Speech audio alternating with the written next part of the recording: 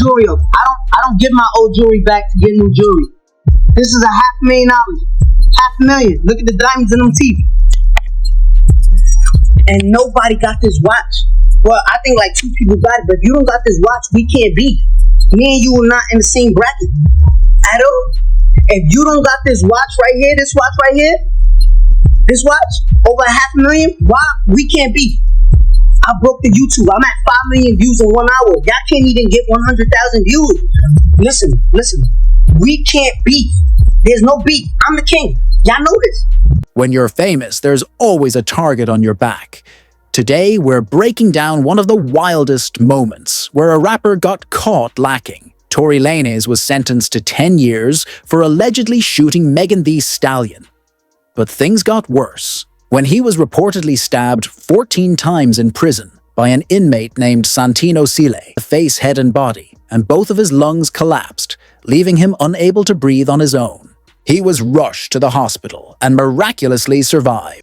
Rumors say the stabbing happened over unpaid gambling debts, but other sources claim someone from the outside put a hit on him. Santino, already serving life for a 2004 murder, had a violent prison history, adding 6 years in 2008 for another stabbing and 2 more in 2018 for hiding a prison pardon. And his legal team claims to have new evidence. A bodyguard named Bradley James says Megan's friend, Kelsey Harris, actually fired the shot, not Tory. Kelsey testified against Tory in court, but James insists Tory tried to stop her by knocking the gun away. Tory lost the trial, but fans believe it was rigged. Some even think Roc Nation, who manages Megan, paid off people to secure the sentence. Tory fired his lawyer, Sean Hawley, mid-trial, and later dropped a 2025 track. "You did me dirty working for my accuser. Roc got my lawyer in their pocket." Hawley denied any connection to Roc Nation, but suspicions remain. Many fans still believe Tory didn't get a fair trial and are hoping he gets another shot at justice. Fame comes with danger, and rappers are constantly at risk. Duty Low, who's closely tied to Lil Durk and dropped tracks under his label, found that out the hard way after Durk and several affiliates were hit with murder-for-hire charges. Duty Low was caught lacking in Atlanta. Details are unclear, but he was found shot in the leg, bleeding, and his chain had been snatched. Although he wasn't directly involved in the feud that led to King Von's death at the hands of Lil Tim Quando Rondo's brother, still mocked him for the attack. Rumors swirl that Duty Low was either set up by a woman. Back in 2023, Duty Low revealed Durk paid over $100K for his rehab, but some say he relapsed. With many in his circle now facing serious charges, Duty Low needs to move smarter because no one's around to back him up if he gets caught lacking again. Lil Yee, a San Francisco rapper, was another victim. While recording in an East Hollywood studio, someone walked in demanding his watch. Yee refused, and the shooter hit him twice in the chest.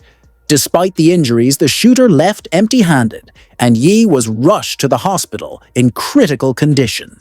He survived, but next time he might want to hand over the watch, especially since his brother NFL player Najee Harris can afford to buy him a new one. Meanwhile, rapper Sauce Walka nearly walked into a deadly trap. He had signed Memphis rapper Say So P and was seen with him in Memphis, unaware that Say So allegedly robbed some locals and had a bounty on his head.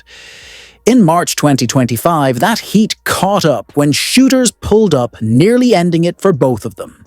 Sauce Walka and Say So P were caught lacking in broad daylight, and it turned deadly.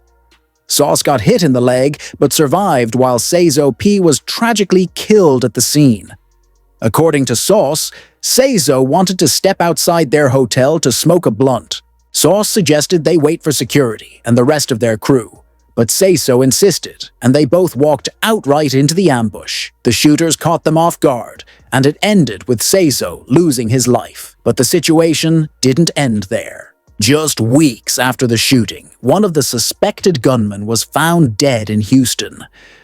Since Sauce Walka is from Houston, rumors quickly spread that he had something to do with it. Sauce even mocked the shooter's death on Instagram, but there's no actual proof he was involved in any kind of retaliation. Meanwhile, OMB Peasy has been focused on music and trying to elevate his career, but he nearly lost his life when ops caught him slipping in North Carolina.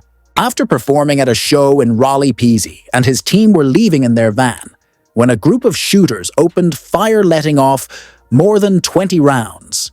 5 cars got hit in the crossfire. Peasy's driver tried to speed away, but crashed into multiple cars and ended up in a ditch. Thankfully, no one in the van was hit, and the shooters fled the scene. This wasn't Peasy's first close call. Back in 2019, after opening for Boozy Badazz, a chaotic scene at the after-party forced Peasy and his crew to dip when a fight broke out.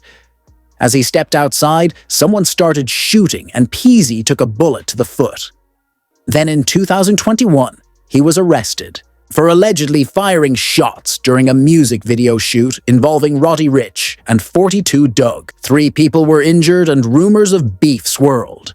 Peasy denied having any issues with them and the charges were eventually dropped.